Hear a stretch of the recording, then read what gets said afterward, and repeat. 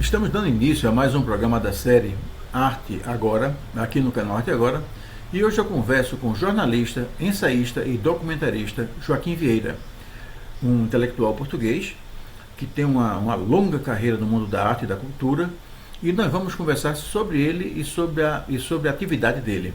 Tudo bom, Joaquim? Tudo bom, Alexandre, obrigado pelo convite. É com muito gosto que estou nesta conversa consigo. Eu quero dizer de antemão a nossa alegria em conversar com você. Eu sei que você é uma pessoa extremamente ocupada e eu agradeço muito a sua generosidade em conceder esses tempos conosco e vamos tentar mostrar para o público do Canal Arte Agora, boa parte no Brasil, talvez a maior parte, e parte também que se espalha para outros países, de quem é Joaquim Vieira. E nós vamos fazer isso aqui. Nós vamos começar essa nossa conversa com uma pergunta que eu faço a todos os nossos convidados. Essa conversa ela cumpre dois objetivos. O primeiro objetivo é contextualizar a sua presença neste programa. Porque Joaquim Vieira foi convidado pelo canal Arte Agora para falar sobre Joaquim Vieira. Ora, ok, Joaquim Vieira, quem conhece mais sobre Joaquim Vieira? Claro, não tem para onde correr. E o outro objetivo é fazer o registro histórico da sua passagem pelo canal. Nós imaginamos que daqui a 100, 200, 300 anos o mundo já será outro, se é que vai haver mundo, mas se houver, vai aparecer um curioso, um arqueólogo de curioso, cascaveando os arquivos do YouTube e vai encontrar essa nossa conversa. E eu confesso a todo mundo que eu vou ficar muito orgulhoso em saber que o homem do futuro vai tomar conhecimento da minha conversa com o Joaquim Vieira. A pergunta é simples. Joaquim Vieira. Quem é Joaquim Vieira? Bom, eu para me definir tive um percurso complicado e, portanto, é difícil resumir em poucas palavras, mas basicamente na minha juventude eu quis estudar engenharia de Minas, e acabei por vários acidentes de percurso, inclusive uma, uma passagem na prisão no tempo da ditadura, me impediu de certa maneira de continuar os estudos, acabei por ir parar ao jornalismo. Mas, ô Joaquim, Para resumir. me permita me permita e desculpe essa interrupção. É, vamos, vamos dar um voo mais para trás. É, se o Joaquim pequeno, ele nasceu onde? Ele cresceu aonde? Como foi o Joaquim? A juventude do Joaquim, ele era um garoto, como se diz no Brasil, travesso, brincalhão, estudioso. Você já disse aqui nessa introdução que você passou um tempo na prisão. Então isso já diz que você não era muito acomodado em relação ao status quo, em relação àquilo que o Salazar andou fazendo para Portugal. Vamos ver se a gente conversa um pouquinho antes. O Joaquim, menino, garoto, ele brincava, como era ele? Se considero que tive uma infância normal, não, era uma criança, creio que relativamente sossegado, não fazia muitas asneiras, criança sossegada, melhor dizendo. Era o filho mais velho portanto, dos meus pais, depois tive duas irmãs, mas uma 25 anos mais nova, já numa outra fase da minha vida, já eu era adulto. Nasci em Leiria, que é uma cidade do centro de Portugal, ao norte de Lisboa, entre Lisboa e Coimbra.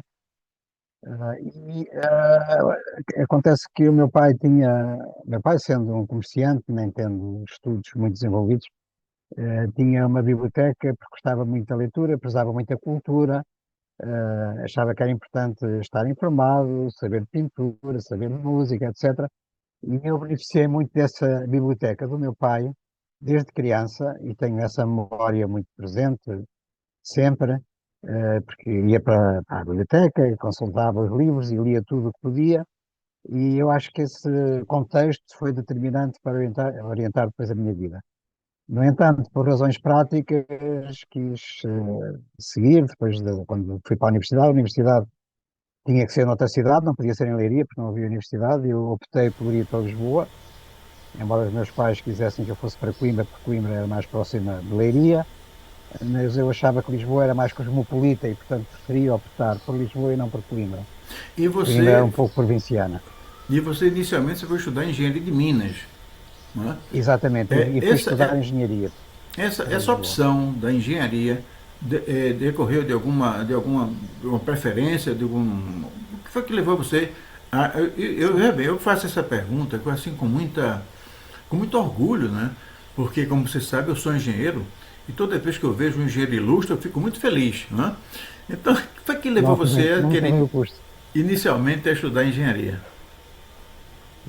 Eu, durante a adolescência, em Leiria ainda, apaixonei pela geologia.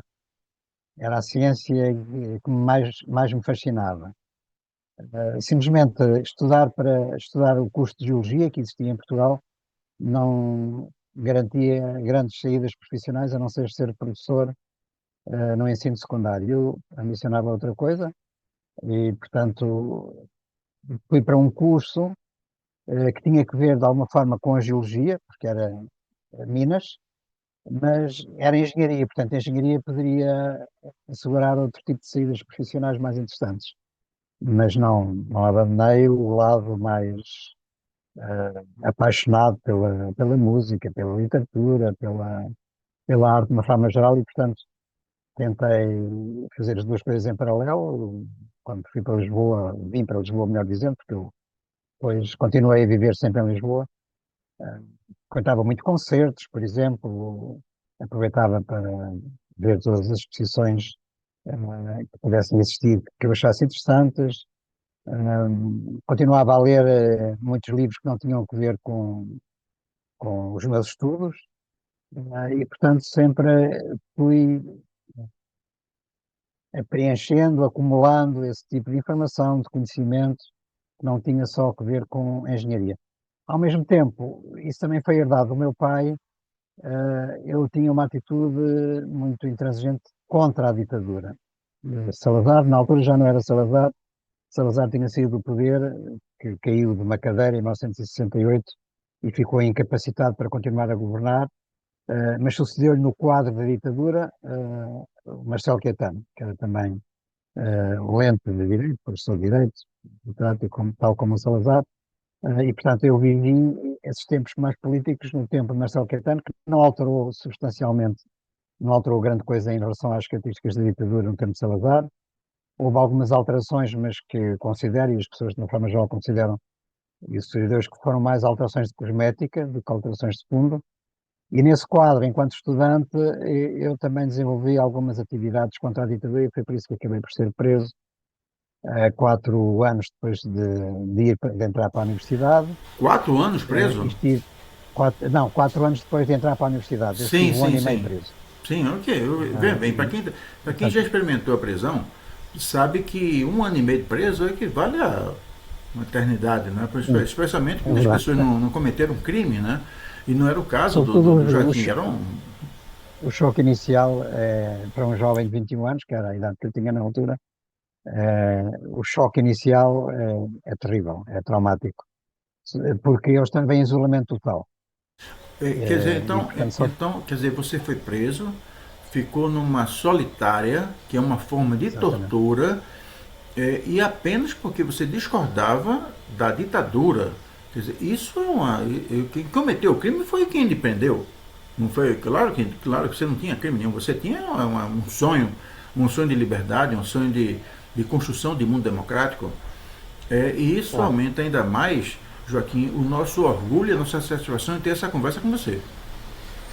Pois, acontece que eu depois fiz um curso muito acelerado na prisão e a seguir à prisão de formação política, digamos assim, porque em pouco tempo eu estive preso, como lhe disse, fui julgado no Tribunal Plenário, que era o tribunal constituído em Portugal apenas para julgar os crimes chamados crimes políticos.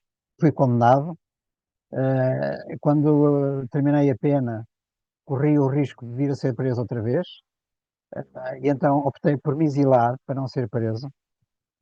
Exilei-me em Paris, mas o exílio também tinha uma dupla função, além de não querer voltar à prisão, também não queria combater na guerra em África, a guerra colonial, porque na altura Portugal desenvolvia uma guerra em 3 frentes, em 3 colónias em África, eh, territórios que queriam a independência e, portanto, Portugal queria manter o controle sobre esses territórios e queria continuar a ser uma potência colonial. Eu rejeitava a guerra e não queria ir para a guerra. E, portanto, acabei por me exilar, como disse, em Paris, mas por sorte minha, e por sorte dos portugueses, esse exílio durou muito poucos meses, porque logo a seguir veio a Revolução do 25 de Abril de 1974 e, portanto, eu pude regressar a Portugal em liberdade e, claro, isso alterou completamente a minha vida e o meu futuro.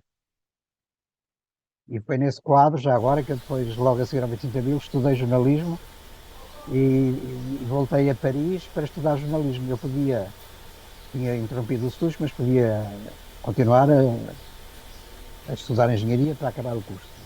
Mas como já tinha passado muito tempo na dependência da família, na dependência dos meus pais, na dependência económica, eu achava que tinha que trabalhar, mesmo que eu quisesse acabar o curso, e então a seguir ao 25 de Abril, portanto nos tempos revolucionários, eu andei à procura de trabalho. E acontece que logo nessa altura, poucos dias depois do 25 de Abril, o novo governo, o governo provisório, publicou um anúncio a pedir candidatos a jovens jornalistas e garantiam o pagamento de um custo de jornalismo. Eu vi esse anúncio e candidatei-me. Eram 600 candidatos, eram só 30 lugares disponíveis e eu fui um dos 30 selecionados. Portanto, foi, digamos assim, esse concurso que me permitiu depois, então, ser enviado para Paris e estudar jornalismo e, portanto, isso mudou completamente a minha vida, porque quis ser jornalista a partir daí. Eu já agora devo dizer que estudei jornalismo em 1974, e 74 foi o ano em que o presidente Nixon, o presidente norte-americano, foi obrigado a resignar por causa do seu envolvimento no caso Watergate, o escândalo Watergate. E o escândalo Watergate foi trazido ao conhecimento do público por dois jornalistas do diário do Washington Post. Uh, eu vi todo esse processo da demissão do Nixon e do caso Watergate e fiquei absolutamente fascinado pelo poder dos jornalistas, porque os jornalistas poderiam derrubar o homem mais poderoso do mundo. E então eu achei que queria fazer jornalismo e queria fazer jornalismo de investigação. E a minha carreira jornalística, em grande parte, foi dedicada à investigação. E depois, portanto, segui carreira na televisão pública, e depois no Semanário Expresso, ainda é o semanário mais importante de Portugal, corresponde no Brasil mais ou menos ao papel, ao protagonismo que tem a revista Visão. Claro que agora menor do que nesse tempo, mas isso é em todo lado, porque os órgãos de informação em papel têm tendência a perder a sua influência.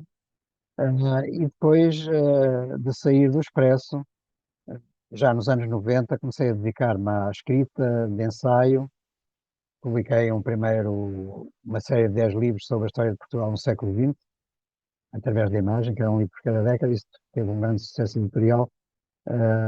Ainda fiz jornalismo depois, no princípio do século XXI, dirigi uma revista, mas basicamente o novo século foi mais dedicado à escrita de livros e também, curiosamente, à realização de documentários para a televisão. Porque eu nos anos 90 fui diretor de programas da Estação Pública de Televisão e não estive muito tempo nesse lugar, mas entretanto ficou-me o interesse pelo documentário.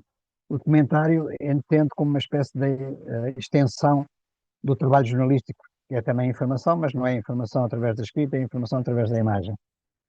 E em 1999, 2000, criei uma empresa de produção de documentários e, portanto, em simultâneo tenho publicado livros da área do ensaio, da história contemporânea, da biografia e também tenho criado documentários mais ou menos também nessa área. E já é uma carreira e um currículo muito extenso. Uma história extremamente densa, né? Quer dizer, você percorreu um leque de atividades enorme, né? E teve a sorte de se exilar em Paris, né?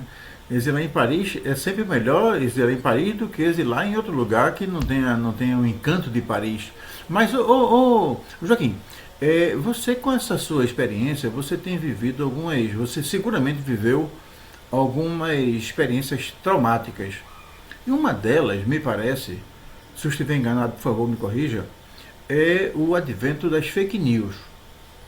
Quer dizer, o uso da mentira como forma regular de trabalho, de modo a destruir reputações, de modo a. Ou seja, você solta uma mentira, atribui aquela mentira a alguém e disputa espaço com quem fala a verdade.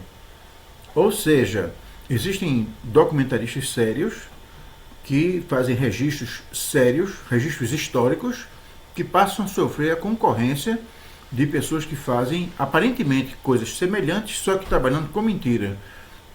O que é que você acha disso? Quer dizer, o que é que você acha, por exemplo, dos documentaristas que fazem, que publicam mentiras a respeito de certas personalidades? Eu lembro, por exemplo, que eu já li em algum canto que o Fidel Castro estaria entre os homens mais ricos do mundo. Eu achei interessante, acho que foi sair na revista Forbes. Eu achei aquilo interessante e perguntei por quê. E o cara disse, não, é porque, do ponto de vista da revista Forbes, um país que tem economia estatizada se pode atribuir a riqueza do PIB do país à fortuna pessoal do governante. E eu achei aquilo um absurdo. Mas o fato é que muitas pessoas passaram a repetir isso. E eu queria que você comentasse um pouco sobre esse aspecto, Joaquim, quer dizer, o impacto da fake news num trabalho sério como esse que você faz.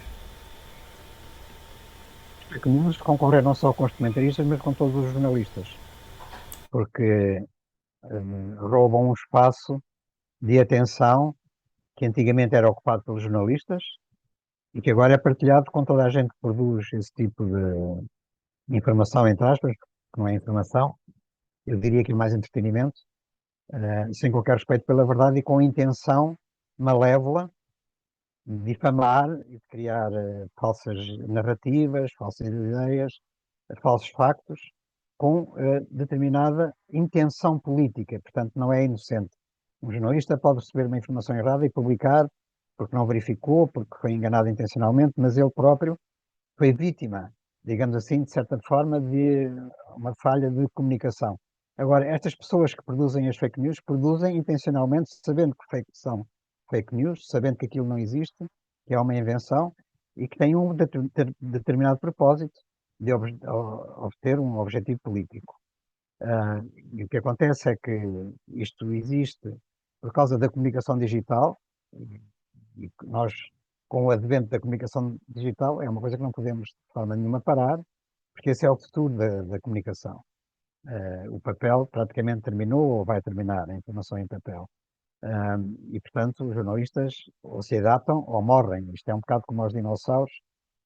Eu recordo que quando começou a aparecer as primeiras notícias sobre a internet, no princípio dos anos 90, houve um ensaísta americano, Michael Crichton, também escreveu ficção, escreveu o Parque Jurássico, por exemplo, e ele disse que a internet ia liquidar a imprensa em papel. A imprensa em papel, naquela altura, e como ele tinha escrito também o Parque Jurássico, ele dizia que era como os dinossauros, estava destinada à extinção, porque a internet, o espaço da internet ia ocupar todo o espaço informativo. As pessoas na altura, e quem estava até no próprio circuito comunicacional, jornalístico, eu ainda trabalhava no Expresso, disse isso no Expresso porque fiz uma visita de estudo na altura aos Estados Unidos e levei essa ideia de que a informação em papel estava ameaçada e as pessoas no Expresso, o proprietário, o diretor, que não acreditaram que isso fosse verdade. Achavam que a informação em papel ia permanecer para sempre, que era a informação clássica, consagrada e, portanto, nunca não haveria qualquer ameaça possível que levasse à extensão da informação em papel. Hoje em dia, como nós sabemos, ninguém é tão otimista a esse respeito, porque as perspectivas são completamente o contrário. E o que acontece com a informação digital é o seguinte, resumindo.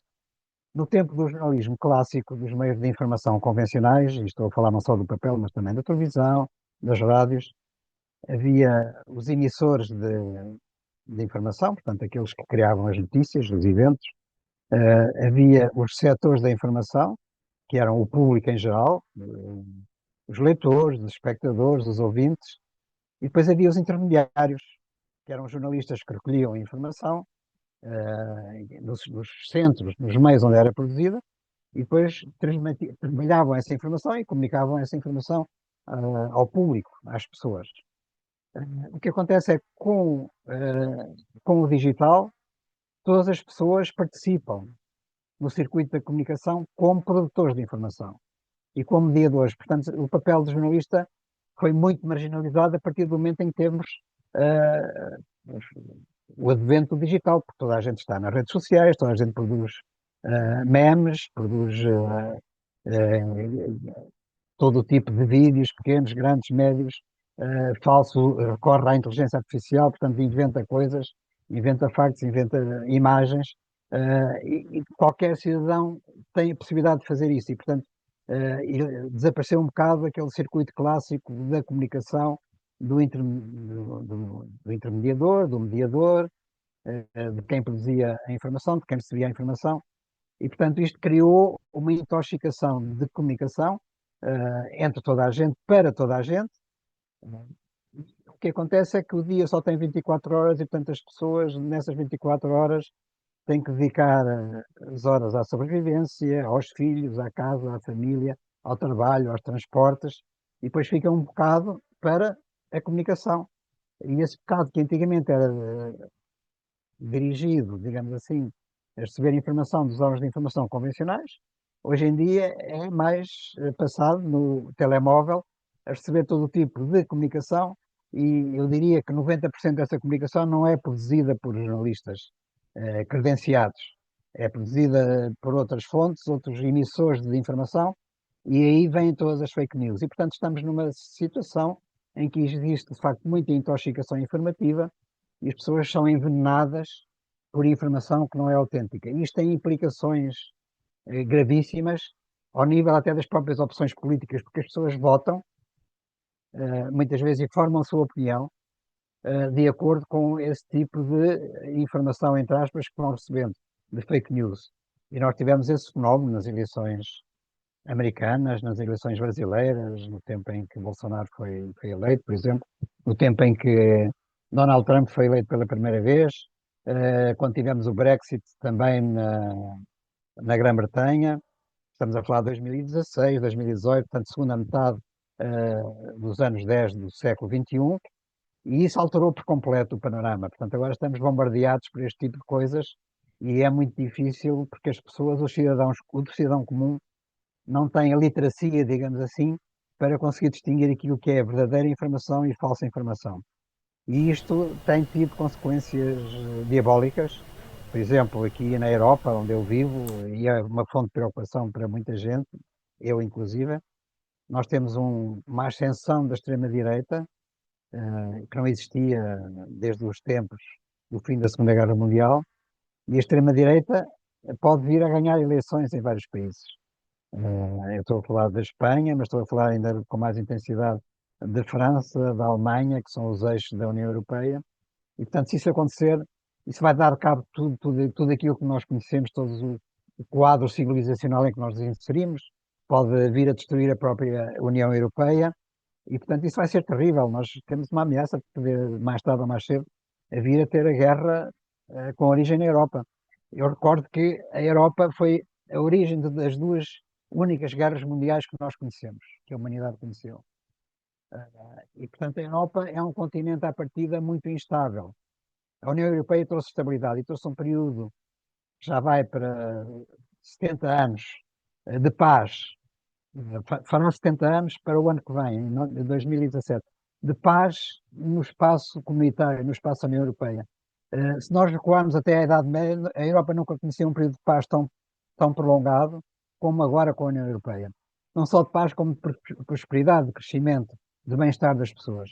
E, portanto, isto pode ameaçar até, portanto, pode ameaçar a paz, pode ameaçar a prosperidade, e podemos regressar a uma Europa das nações, que é uma Europa em que as nações andam em guerra umas com as outras.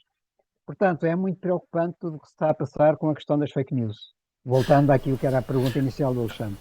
Ô Joaquim,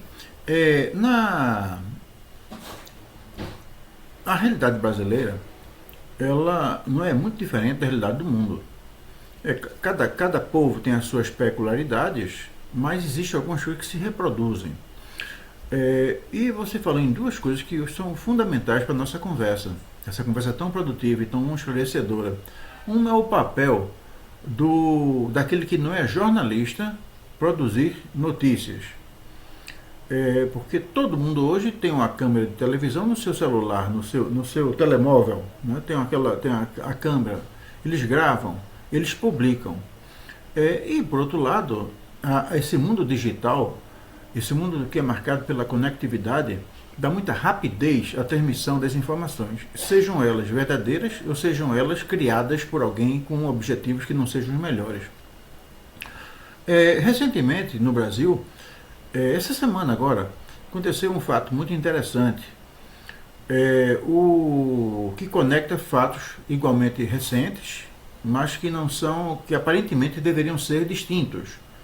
Uma é de um banqueiro chamado Daniel Vorcaro, que aplicou no Brasil o maior golpe financeiro de todos os tempos, fora aqueles que são cometidos no Banco Central. Mas excluído a atividade do Banco Central, e lá tem os golpes que tem nas taxas Selic, enfim, nas taxas de juros, mas tirando os golpes oficiais, dos golpes privados, talvez no Brasil o maior tenha sido aplicado por esse tal Daniel Vorcaro. É um golpe que atinge valores do tipo 70 bilhões de reais, que equivale, são muitos bilhões de euros, muita coisa, muito dinheiro. E esse Daniel Vorcaro, ele tinha uma estrutura de máfia.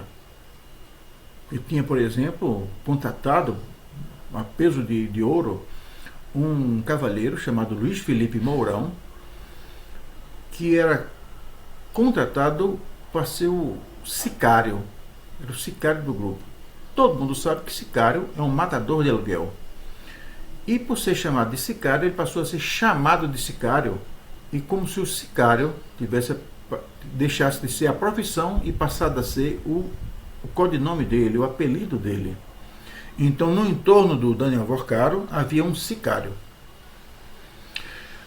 Pois bem, o candidato da extrema-direita do Brasil, o senhor Flávio Bolsonaro, que é filho do Jair Bolsonaro, ele tem diversas fotografias ao lado de bandidos. E recentemente apareceu uma fotografia dele ao lado do sicário.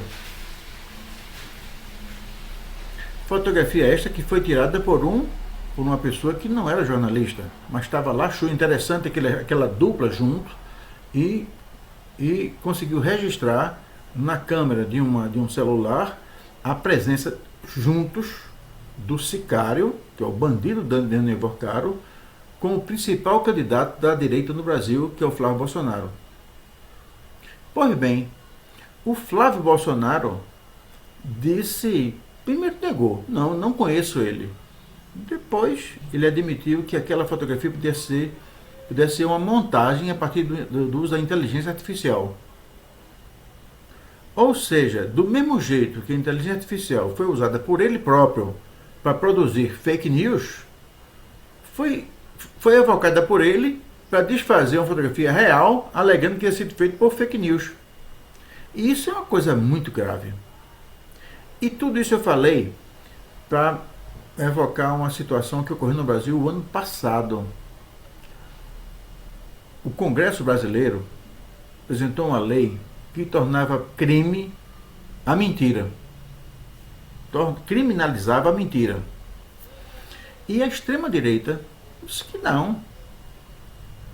A mentira está resguardada pelo direito à informação, pelo direito de expressão consagrado nos princípios democráticos. E aí se juntou de um lado o direito de mentir, ou o crime de mentir, com o direito de se expressar. E eu queria que você comentasse isso, até onde vai o direito de expressão, que é democrático, até onde vai o direito de mentir, que eu aprendi que mentir é coisa errada, mas estão dizendo que é certo. Eu queria que você comentasse um pouco disso, a criação, a ficção, não como ficção do uso da ficção na arte, mas a ficção na política, a ficção na vida real, a ficção na vida. Eu queria que você a mentira confrontada com o tal direito de expressão. isso é um terreno muito delicado, Alexandre, porque entramos, digamos, no domínio da filosofia. Isto é, o que é a verdade? Era a pergunta que o Pilato, Pôncio Pilato já fazia nos Evangelhos. E, portanto, o conceito de verdade é um conceito subjetivo, de certa maneira. É claro que eu posso dizer que aquela cor é verde, e se for verde e alguém disser que é azul, está a mentir. Mas muitas vezes a mentira e a verdade não é sobre esses factos tão diretos e objetivos. É sobre coisas que podem ser mais subjetivas ou podem ser sujeitas à interpretação. E, portanto, se se vai criminalizar aquilo que é a mentira, eu ponho a mentira entre aspas, isso abre uma espécie de uma caixa de Pandora, quer dizer, é um poço sem fundo, porque os tribunais vão passar a vida toda a discutir e a debater e a analisar e a tentar concluir se aquilo foi mentira e foi verdade. E na maior parte dos casos, se calhar não é possível chegar a uma conclusão. E eu aqui, sinceramente, acho que é mais importante salvaguardar o direito de expressão dos cidadãos, inclusive o direito a mentir, porque aliás, a mentira pode ser voluntária ou pode ser involuntária. Eu posso mentir porque ouvi alguém dizer alguma coisa, reproduzir essa coisa, e, no entanto, estando eu convencido que era verdade, e afinal não, podia não ser. E, portanto, é um terreno extremamente perigoso, é um terreno lamacento, e eu acho que vai levar a situações que são autênticos becos sem saída. Quer dizer, nós temos, eu acho que nós precisamos de conviver com a mentira hoje em dia, porque o facto de toda a gente entrar no circuito comunicacional quer dizer que estamos sujeitos diariamente à mentira que encontramos nas redes sociais, e são tantos milhares de mentiras que nós recebemos por dia, ou por semana, ou por mês, que não é possível criminalizar essas mentiras e perseguir todas essas pessoas que põem mentiras nos circuitos públicos. E, portanto, o que é que se faz? Vai-se perseguir umas e não se vai perseguir outras, mas isso então dá uma desigualdade tremenda, porque uns são mais perseguidos do que outros. E, portanto, eu não vejo solução para isso, a não ser preparar os cidadãos para, lá está, aquilo que eu falei há pouco, é a literacia comunicacional. É, comunicar, transmitir às pessoas os instrumentos para que possam distinguir, saber distinguir aquilo que é mentira e aquilo que não é mentira, dentro do que é a liberdade de expressão e a liberdade de informação. Porque, de facto, hoje em dia, antigamente, as fontes de informação, a escrita, como eu disse, o filme, o som, estavam só a cargo de jornalistas credenciados, e esses jornalistas nós fazíamos confiança, tinham frequentado cursos, tinham tirado diplomas, tinham carteira profissional, e, portanto, eram pessoas que, à partida, não mentiam por si próprias, tinham uma preocupação de comunicar a verdade. Mas como isso já deixou de existir, como toda a gente hoje em dia entra no circuito, nós muitas vezes, lá está como essa tal fotografia do Flávio Bolsonaro, com essa personalidade que agora falou, que eu não me recordo o nome, foi tirada, a fotografia foi tirada por um cidadão, não foi tirada por um jornalista, e muitas vezes nós verificamos hoje em dia que imagens, vídeos, fotografias que não são tiradas por jornalistas têm valor informativo, têm valor jornalístico.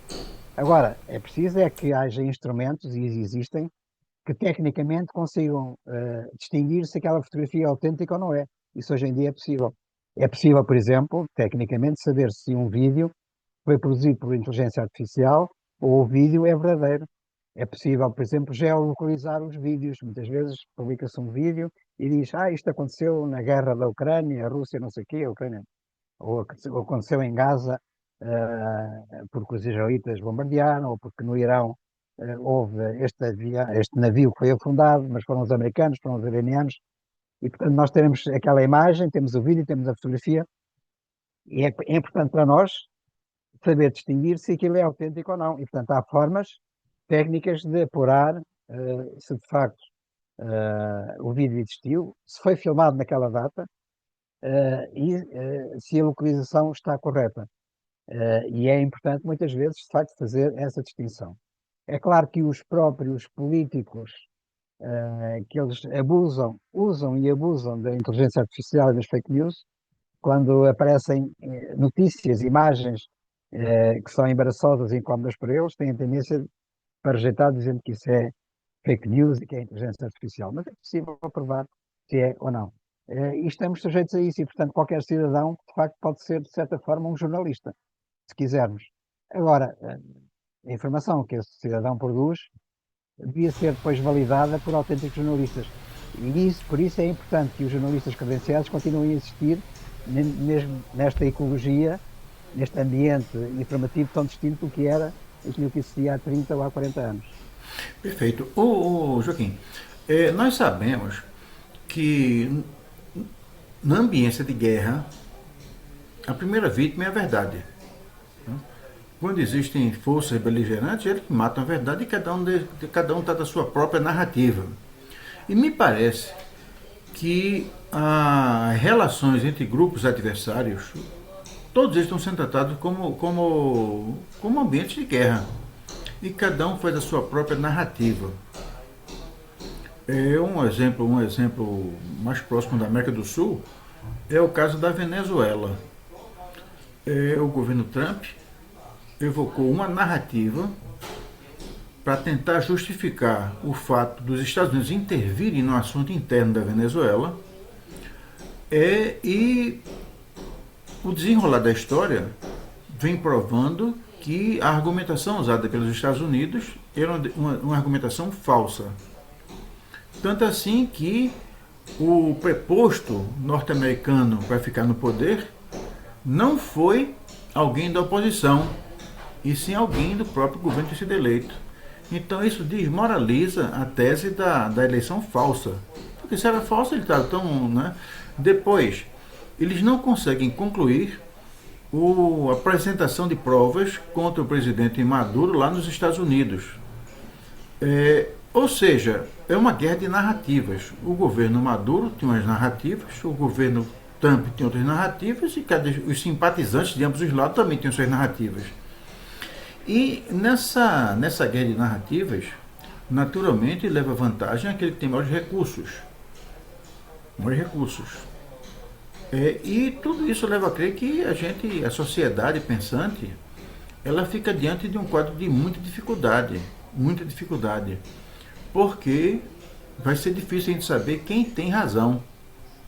E hoje, por exemplo, eu estou falando muito, mas só citar mais o último fato para poder fazer a minha pergunta, com relação agora recentemente, o novo ayatolá do Irão, ele ofereceu uma recompensa de 300 milhões de dólares a quem matar o presidente Donald Trump. Não é prender, não, é matar. Então, se alguém matar o presidente Donald Trump, receberá do governo do Irã 300 milhões de dólares. Então, isso foi apresentado como sendo uma coisa horrorosa. Então, olha um pouquinho para trás e a gente lembra das gratificações que foram oferecidas igualmente pela cabeça do Saddam Hussein, pela cabeça do Nicolás Maduro, o próprio assassinato do antigo ayatolá, pai desse anterior. Então, o regicídio é uma coisa é uma coisa normal. No próprio jogo de xadrez, o objetivo é um regicídio, é matar o rei do outro lado. E aí a gente nota que existe a guerra de narrativas muito forte de ambos os lados. Isso para em algum canto? Ou só para quando tem a guerra? E só para terminar esse negócio todinho, eu lembro que os principais criminosos da Segunda Guerra Mundial, numa história contada pelo lado vencedor, foi o Hitler, enfim, foram esses que nós já sabemos. E ninguém fala, por exemplo, das bombas que os americanos jogaram sobre Hiroshima, do massacre que foi cometido contra Dresden. Aí eu quero saber o seguinte: a narrativa vencedora, quem tem capacidade de desfazer a narrativa vencedora é só o tempo? Ou existem outras formas de destruir ou de desmistificar as narrativas vencedoras? Eu acho que só o tempo conseguirá, e mesmo assim não sei se consegue. A verdade é a verdade dos vencedores, não há dúvida nenhuma. Aquilo que fica como consagrado historicamente é aquilo que os vencedores querem que fique. Portanto, os Estados Unidos hoje em dia, os Estados Unidos é um país de imigrantes que assassinaram os habitantes originais Na América do Sul aconteceu a mesma coisa. E, no entanto, a narrativa dominante é que os americanos brancos são o povo originário da América e querem impedir que outros imigrantes entrem lá dentro. Portanto, é claro, é uma narrativa que não, historicamente não está consubstanciada, mas eles são os vencedores. Eles venceram essa guerra e, portanto, ocuparam todo o território, assassinaram, como eu disse, os povos nativos, e, portanto, impõe-se essa verdade. E depois o historiador, à distância, poderá eventualmente corrigir alguma coisa. Mas eu devo dizer que a própria maioria dos historiadores, que são muitas vezes, digamos assim, pagos, financiados pelo sistema, têm tendência para seguir as narrativas dominantes. Não quer dizer que aconteça sempre, mas acontece muitas vezes. Um, e, de facto, sempre existiu e, portanto, pagar para eliminar chefes de Estado, sejam ditadores ou não, dar um prémio de uma forma ou de outra também sempre existiu. Agora pode estar mais intensificado, porque a verdade é que é uma coisa, as redes sociais têm tendência para extremar a posição das pessoas. Portanto, antigamente as pessoas tinham divergências, mas podiam comunicar e conviver pacificamente, e hoje em dia, como toda a gente intervém e insulta e ataca violentamente pela palavra nas redes sociais, muitas vezes dividem-se as famílias, zangam-se as pessoas umas com os amigos e tudo isso, separam-se casais por causa destas diferentes narrativas. Mas de facto as narrativas falsas existem. Por exemplo, se nós formos à questão da Ucrânia, também existe a narrativa russa de que a Ucrânia é que atacou a Rússia. Isso não é verdade. Isso pura e simplesmente não é verdade. E a narrativa de que a Venezuela ameaçava os Estados Unidos não é verdade. E estão a inventar uma narrativa para criar um pretexto também para tomar conta de Cuba. E se tiverem poder para o fazer, se correr bem o Irão, ainda vão fazê-lo. Se correr mal, como está a correr, se calhar não se atrevem. Uh, o Irão é outra falsa narrativa criada pelos Estados Unidos e por Israel. Israel criou uma narrativa e tentou com muitos presidentes americanos, não conseguiu, mas consegue com este atualmente, no fundo para tentar destruir o regime iraniano.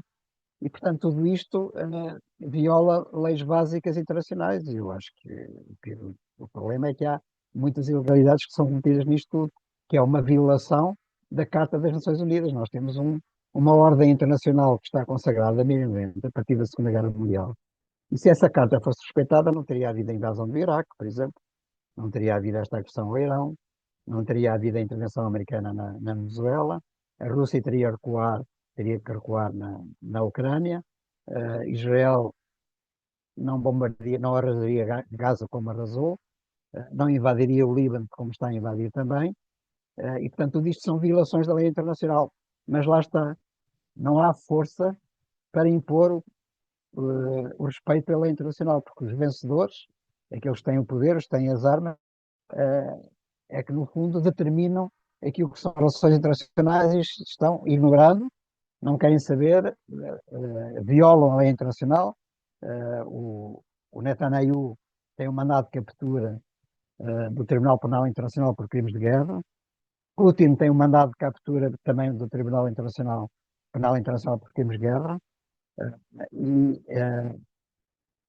o Trump não tem um mandado de captura também do TPI, porque o TPI acha que não deve ter força suficiente para impor isso àquele que é o homem com mais poder em todo o mundo. E, portanto, aí vemos todas as limitações do direito internacional, da Carta das Nações Unidas, tudo isso. Mas eu acho que eu acho que é uma questão de decência. As pessoas decentes em todo o mundo, as pessoas que respeitam as liberdades, a liberdade de expressão, a liberdade de informação, a liberdade democrática, a regra, um homem, um voto, a não violação das fronteiras de uns países para outros países. Essas pessoas, no fundo, é o mínimo de decência nas relações internacionais, devem continuar a lutar pelo respeito desses valores, porque eu acredito, eu sou um otimista histórico e, portanto, acredito que mais tarde ou mais cedo, aquilo que são as injustiças que são praticadas no mundo como foi no passado, as pessoas, os autores dessas injustiças poderão não pagar penalmente por isso, mas pelo menos a história virá a condená-los no futuro. E, portanto, a minha esperança é que, numa perspectiva histórica, tudo aquilo que é criminoso hoje em dia que se pratica que vários estadistas estão a praticar no mundo, venha no futuro, se não for no presente, pelo menos no futuro, a ser condenado e numa perspectiva histórica, isso sejam práticas que não venham a ser admissíveis. Mas veremos o que é que a história nos reserva. Eu já não vou viver muito tempo, se calhar, para assistir a isso, porque tenho 75 anos e, portanto, é a lei da vida. Mas espero que os meus filhos, pelo menos, vivam num ambiente mais saudável no respeito dos direitos e dos valores, que são os valores que deviam ser valores universais e que, infelizmente, não são ainda hoje. E, pelo contrário, neste momento até temos a impressão, e não é uma impressão, é aquilo que é a realidade, que há um recuo no conjunto dos, dos países de todo o mundo, há um recuo desses valores. Mas a história avança a história evolui por avanços e recuos. Portanto, pode existir agora um recuo e muito por culpa, acho eu, do Trump ter sido eleito ou reeleito presidente dos Estados Unidos, porque os Estados Unidos têm uma influência determinante em todo o mundo. Mesmo que nós digamos que não queremos e que não aceitamos e que fechemos os olhos e não queremos nada, não tínhamos nada a ver, essa influência acaba sempre por vir, de uma forma ou de outra. E, portanto, a prática do Trump tem uma influência determinante em todo o mundo, até porque estimula outros ditadores, outros chefes de Estado autoritários a fazer o mesmo, a violar fronteiras, a intervir, a perseguir, a matar, a prender, seja o que for. E, portanto, eu tenho esperança que já este ano, nas eleições, nas chamadas midterms americanas, nas eleições intercalares, que haja uma alteração da corrente e, portanto, também as correntes se mudam muitas vezes e, portanto, isso acaba por vir a limitar o poder do Trump, nos 2 anos que ele gastou de mandato, e a vir a criar uma ecologia política totalmente diferente no que respeita aos direitos e ao respeito aos valores consagrados no futuro portanto, como observador, pelo menos, vou acompanhando aquilo que, com expectativa, aquilo que vai continuar a ser aquilo que nós chamamos o devir da história, que eu acho fascinante. Mesmo não intervindo, acho fabuloso estar a assistir àquilo que todos os dias vai acontecendo, as notícias que nos chegam, não as fake news, mas as notícias verdadeiras, daquilo que é a evolução do mundo, o devir da história. E é um espetáculo, o espetáculo do mundo é um espetáculo único e insubstituível, não há outro tão grandioso como aquele que nós presenciamos diariamente. E, pelo menos, como eu disse, como observador, mas interveniente também na medida do possível, daquilo que for a minha influência, eu vou continuar a querer assistir e participar nesse espetáculo. Perfeito. Joaquim, você é um homem que tem uma produção enorme. Você tem, entre outros livros, você assinou Mário Soares, Uma Vida, Álvaro Cunhal, O Homem e o Mito, A Governanta, Dona Maria, com Pedro de Salazar, Mocidade Portuguesa, Homem para o Estado Novo, Só um Milagre nos Salva, De Abril a Troika, 4 décadas de democracia que transformaram Portugal, Francisco Pinto Balsemão, o patrão dos média que foi primeiro-ministro, Bolsonaro, um capitão no Planalto, e o livro que fizemos da nossa liberdade, 50 anos de democracia em Portugal. Desses livros, qual foi aquele que mais deu, primeiro que deu mais trabalho e aquele que lhe dá assim, mais satisfação de dizer, eu estou nesta obra? O livro que me está a dar mais trabalho é aquele que eu estou a escrever atualmente, que é uma biografia de António Costa, que foi nosso primeiro-ministro e agora é presidente do Conselho Europeu. Daqueles publicados, talvez os dois que me deram mais trabalho foi o Mário Soares, Uma Vida, porque acabei por fazer uma segunda edição aumentada em 2024, quando decorreu o centenário do nascimento de Mário Soares, e também a biografia do José Saramago, o escritor que foi até agora o único prémio Nobel da literatura em língua portuguesa. O livro com o qual eu mais me identifico, Alexandre, é um bocado difícil de dizer, mas talvez, dada a relação com a história moderna recente do nosso país, eu acho que estou mais próximo da biografia de Mário Soares. para lhe dar uma resposta simples. Mas não renego nem desprezo nenhum dos outros livros que eu publiquei e tenho sempre uma relação muito próxima com cada um deles. E mais ainda, já depois de publicados os livros, eu vou continuando a tentar atualizar, a recolher nova informação, mudar aquilo que eu acho que estava mal e que podia ser melhorado e tudo isso. E, portanto, para mim são sempre trabalhos em curso, portanto, são obras incompletas. Não quer dizer que venha a republicar no futuro, mas vou sempre mexendo e acrescentando e mudando para que fique mais de acordo com aquilo que é o meu gosto pessoal. Perfeito. Joaquim, nessa busca de novas informações sobre livros já escritos, alguma delas mudou de forma significativa o seu pensamento original? Olha, posso dizer que sim, em relação, vou-lhe dar um exemplo muito concreto, o José Saramago. Ah, eu publiquei uma biografia grande, muito extensa, do José Saramago, que foi a primeira e até agora a única desta dimensão que saiu. E depois do livro sair, reparei, descobri algo que eu não conhecia.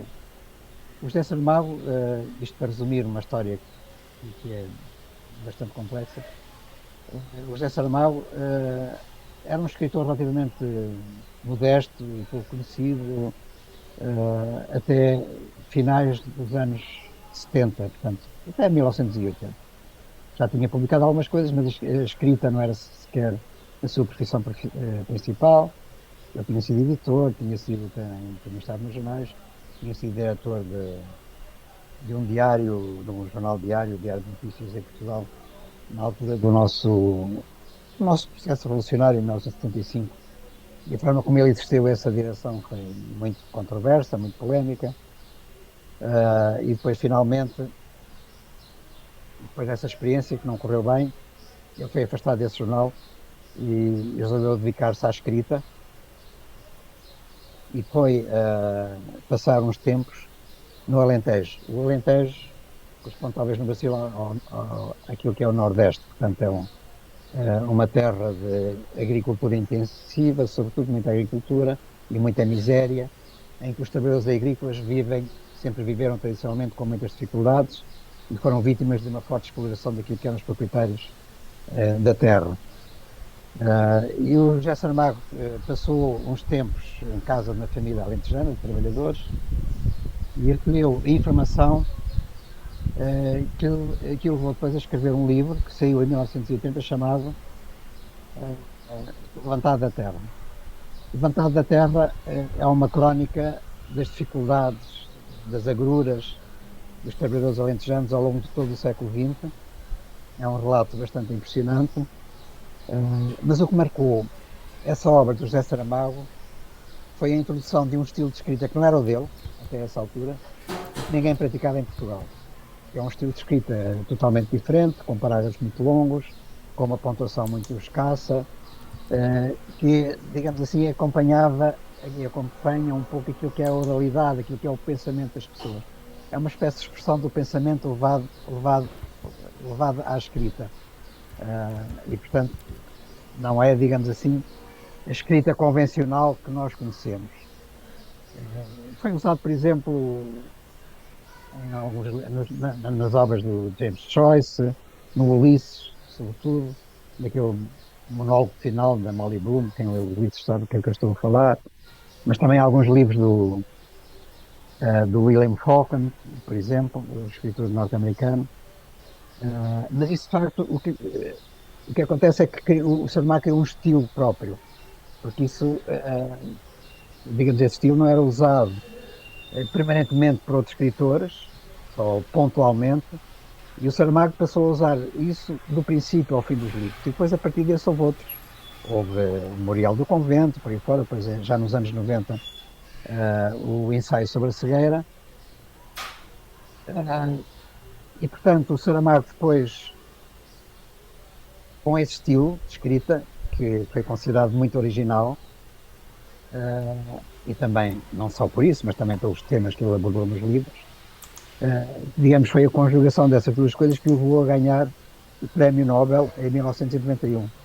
E havia na altura uma competição até entre Portugal e Brasil. Quem é que seria o primeiro Nobel? Se era Portugal, se era Brasil. Jorge Amado estava ainda na calha, era uma possibilidade e por isso. Eles eram amigos, Jorge Amado e o José Saramago, aliás, acabou por ser o José Saramago. E, portanto, isso, a questão do estilo da escrita foi determinante, digamos assim. E eu só depois de publicar a biografia é que vim a perceber que o José Saramago, durante essa estada no Alentejo para recolher informação, teve acesso eh, a um diário, melhor dizendo, a um livro de memórias escrito por um trabalhador alentejano que relatava de uma forma absolutamente extraordinária aquilo que tinha sido as dificuldades da sua vida desde o início do século XX até mais ou menos ao período depois da Revolução. Portanto, 70 e tal anos de percurso de vida, com todas as dificuldades tremendas, a fome, a falta de trabalho, a dificuldade em educar e criar os filhos, ter acesso àquilo que são as condições básicas de vida, tratamento médico, alimentação, casa, tudo isso. E esse relato, de facto, é uma coisa absolutamente impressionante, é esmagador. E eu só li isso depois de ter publicado o livro, porque entretanto esse, essa memória também acabou por ser editada em Portugal, pela mesma editora que editava os livros de Saramago, aliás, e descobri que o Saramago tinha feito um prefácio para esse livro, e que ele confessava tinha tido acesso a essa memória quando esteve no Alentejo. E a forma como essa memória é escrita é uma forma, digamos assim, de alguém que aprendeu apenas as primeiras letras e não mais do que isso. E, portanto, não tem pontuação, tem frases muito compridas e segue um bocado aquilo que é o seu pensamento, o seu raciocínio. E, portanto, se nós fizermos, compararmos isso com aquilo que veio a ser o estilo criado por Saramago, existe ali uma proximidade muito grande. E o próprio Saramago, no prefácio que fez a essa memória, diz que ele teve acesso a esse caderno, que era um caderno manuscrito, e que, quando ele leu aquilo, ele considerou que, levantado do chão, o tal livro que inaugura o estilo literário do Saramago, estava, quando o Saramago teve acesso a essa memória, ele considerou que metade do seu livro já estava escrito, metade do levantado do chão já estava escrito. E, portanto, o que acontece é que, de alguma forma, o Saramago eh, tirou a sua inspiração e aquilo que o levou a ganhar o Nobel da escrita de um trabalhador rural português do Alentejo. E eu acho que isso muda um bocado aquilo que é a minha perspectiva do que foi o Saramago, que foi alguém que, de certa forma, pirateou um estilo literário que já existia. Eu acho que muda um bocado a forma como eu vejo o Saramago, e, portanto, se eu alguma vez vier a reeditar a minha biografia de Saramago, eu tenho que introduzir isso, porque isso, de facto, dá uma perspectiva muito diferente do que foi a carreira literária do José Saramago. Eu não diria, né, que prateou, né, se inspirou, né, fica mais, não é, É mais elegante, fica mais elegante. mais, bom, nós estamos chegando ao final dessa conversa maravilhosa com o jornalista, o ensaísta, o documentarista Joaquim Vieira. Como a gente pode apreciar, foi uma vida extremamente movimentada, desde os tempos em que esteve nos bancos para estudar engenharia, inspirado na geologia, e foi para Minas. Depois passou um tempo recolhido às masmorras do salazarismo, pôde concluir o curso de jornalismo em Paris e voltou para ter essa belíssima carreira. Nós ficamos muito agradecidos pelo seu tempo, Joaquim Vieira. Muito agradecido mesmo, muito satisfeito com essa nossa conversa. E aqui no canal até agora nós temos uma tradição. Quem encerra os programas é o nosso convidado. Então, com muita satisfação, eu passo a palavra a você para as suas despedidas. Obrigado, Alexandre, estou muito sensibilizado pelo convite que me fez. E o que eu posso dizer é que eu já disse isso durante esta conversa, mas volto a insistir nisso. Eu acho que é importante que nós lutemos por valores positivos, por valores humanistas, valores democráticos, valores que respeitem as pessoas, respeitem os cidadãos, que preconizem a participação de todos no processo de decisão coletiva, naquilo que tem influência na vida de toda a gente, e que acreditemos no futuro da humanidade e que a humanidade há de evoluir para melhor e não para pior. Tenho essa esperança, sou um otimista histórico. Acho que, olhando para o passado, com percalços, com acidentes, com avanços e recuos, a humanidade veio sempre a melhorar. Nós hoje em dia temos ao nível mundial, temos um nível de bem-estar que nunca tivemos no passado. E, portanto, o balanço desta história muito atribulada da humanidade, e com milhões de mortes causados por injustiças que não deviam ter existido, acaba por ser um balanço positivo. Basta até olhar para a evolução da ciência para não ir mais longe. E, portanto, eu acredito nessa evolução, no sentido positivo, e acredito que, apesar de estarmos num período que não é eh, dos mais otimistas, digamos assim, dos mais inspiradores ao nível do que é o respeito pelos direitos de todos, acredito que superar, vamos ultrapassar este período difícil e que haveremos de ter no futuro melhores perspectivas para todos nós.